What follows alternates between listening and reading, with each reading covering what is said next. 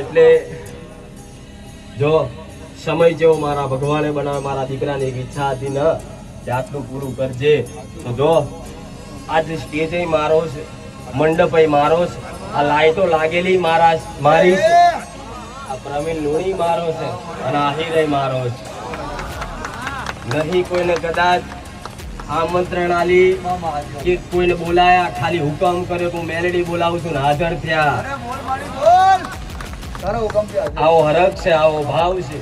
કલાકાર મારા છે, સ્ટેજ મારો છે, બગાડવા વાળા મારા છે, લાઈટો મારી છે, આ મંડપ મારા છે, આગું બધું મારું છું, મેલેડી આવું છું.